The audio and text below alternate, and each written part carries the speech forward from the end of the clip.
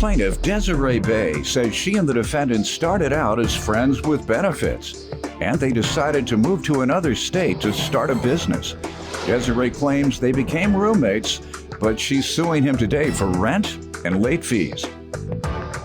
Defendant Kevonte Claiborne says after he and Desiree moved in together, she wanted him to have an exclusive relationship. But Kevonte didn't want that.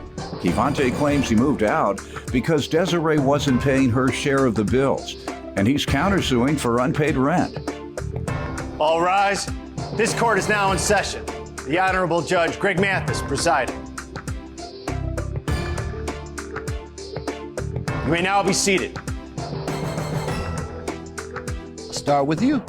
All right, me and Mr. Claiborne met in November 2016. At the time, I had just got out of a 4-year relationship and didn't really want to get into another one. At the time, he also didn't want to get into a relationship.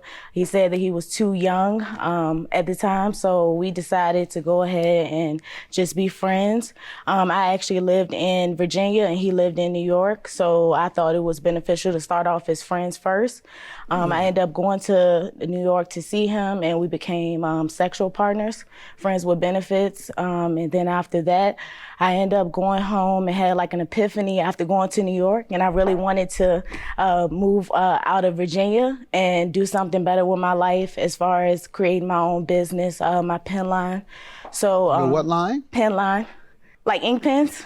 Oh, yeah. Ink pen. Ink pens. All right. Yeah, I delivered for a long time, so most folks are doing the clothing design. That's yeah, why I have a passion for pens. So, pens. Yeah, All yes, right. sir.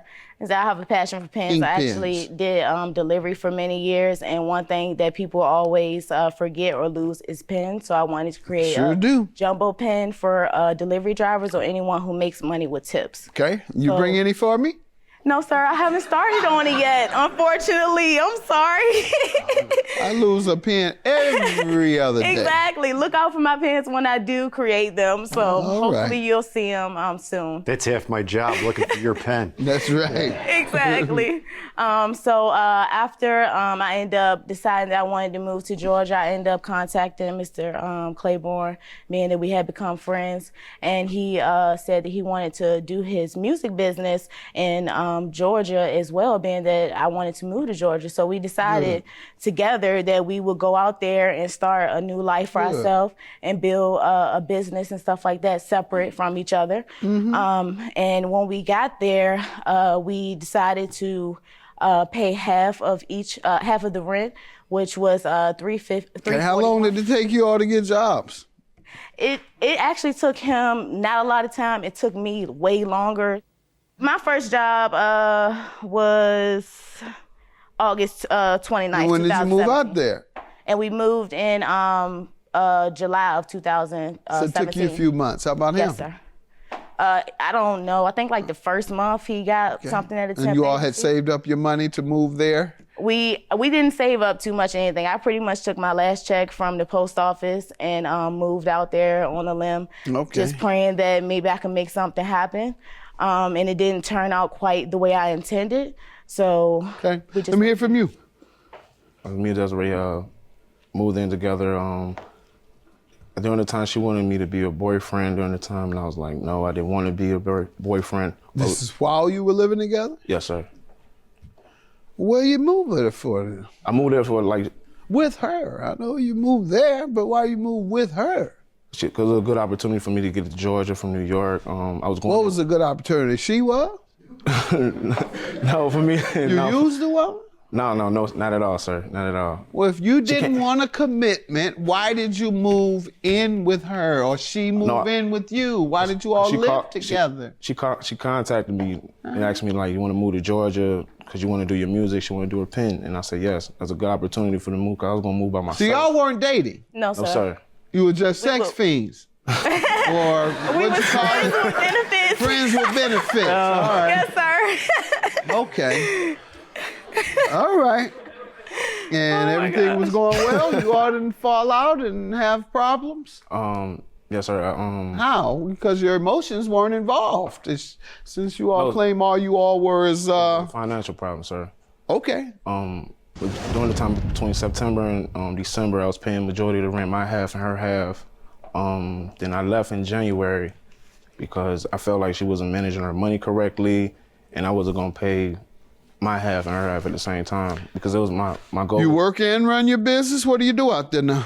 Yes, I was working and also perfecting my craft. What's your craft? Music, production, recording arts, engineering, songwriting. My goal was to be in Atlanta to fulfill my dreams, sir. That's the place to be. And you making a little progress? Yeah, well, yeah. All right, and you working also? Yes, sir. Where? Work at Aaron's doing delivery drive. Good. All right. You're doing it the right way. Yes, sir. Good luck to you. How old are you? 24. 24. You're at the right age. Most of y'all don't go to the studio until 2 p.m. anyway, or 6. Well, so between 2 and 6, y'all go to the studio. Mm-hmm. By 9, well, y'all smoke your weed first from 6 to 8. Smoke your weed, couple shots. Bring the little girls in there so they can watch you and you can impress them. Then so you ain't get nothing done yet. You don't get anything done until 11 p.m. Yeah. So then you go from 11 p.m. to 4 a.m. He's smiling. I know what I'm talking about, don't I? Y'all don't think the judge know what's happening out there. All right, you tell me why you have to sue him today for rent and late fees. He said you're the one of those for rent, but go ahead. We actually agreed that being that our circumstances was not the best and I was having troubles with getting a job. At the time, I had a car and he did not. So my car was our only means of transportation. So we agreed that I would pay my car note and insurance along with other bills and he would take care of the rent. And I actually have proof of that on recording saying that he was going to pay his half actually when he left. All right. And was he sober? He wasn't high off that syrup, was he? No. You know, they be I don't know, honestly. You know, some of them rappers be in that studio drinking that syrup. Yeah. But look at it. He looking at that. How does he know all this? How does he know all this? All right, I got to tell these little young rappers, y'all lay off that high tech.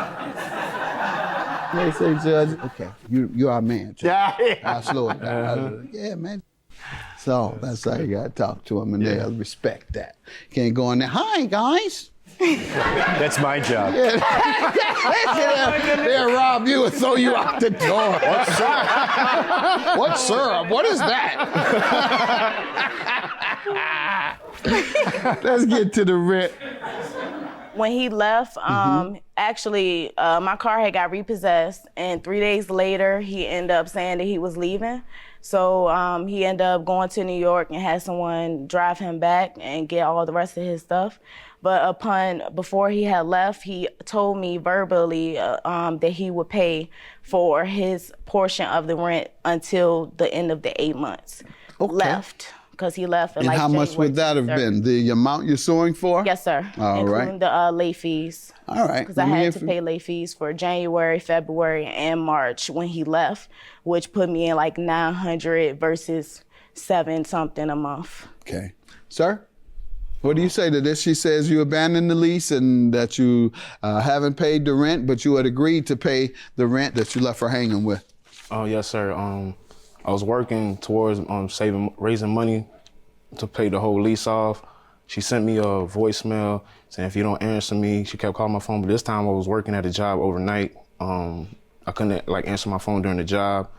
She sent me a voicemail saying, you need to call me back or I'm gonna take you to court with a lawsuit. So I called her back and let her know like I was saving money towards, and even I called the apartment people saying, hey, I'm gonna pay for the rest of the lease.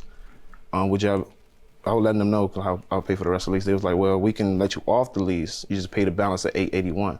So I did. So I called her. The only way that she can take me out the lease if she approves. Yes. Mm-hmm. So I called her and let her know. So hey, I'm trying to save up some money. I can pay for the month of March. And I got her text message saying like, if you pay me this, and that, and the third, I will take you out the lease. Let's see it. But did you do this, that, and the third? Let's see your text. That's the issue. You about to show me something what she said it, but it was conditional upon you doing the other things. Sorry, yes. As far as the rent goes, pretty much he's still obligated, I feel like, to pay for his half, being he just up and Unless left. you let him off the hook. And that's And, what he says. He's giving me something that says that. The text messages that I did was I pretty much tried to work with him after constantly trying to get in contact with him. He would not answer my text messages and my calls, and every time I did call him, he would brush it off and make it seem like he was gonna pay. He actually told the rental office that he was gonna pay multiple times, and he never did. And then he came up with the conclusion, well, hey, well, since they're saying that they'll let him off the lease if he paid the $881, which was in February, then he will be good to go. But I'm like, I'm not letting you off the lease if you, just up and left. So did like you that. agree to this or not? Because you didn't respond. She's proposed this and you didn't respond. Or did you respond and say yes, you agreed to it? Oh, no, So sir. that she would let you off? Oh, no, So you sir. didn't agree to be let off the hook? As far as the, As far as what she proposed. she sent me that text message. Right. And did you agree with this? Did you say, okay, this is a deal? Did you agree with this deal? Oh, no, sir. You gave me this to prove that she would let you off the hook. Isn't that what you gave me this for? Yes, sir. And what this says is, I will let you off the hook if you can pay the $1,430 to the rental office before the end of March, plus the $134 to the electric company. Then I will sign off for you to be off the lease in April. If not, I'll continue to sue you. No, sir. What's your counterclaim for, so I can get you back I in the tried, studio? honestly. I really tried to work with him You and sure did. to get everything taken care You of. sure did. And he did not accept any of my offers. You sure did. What's your counterclaim? From September through December of 341. From September, October 341. She didn't pay her share? Is that what Yes, you're sir. saying? No, sir. Yes, Okay.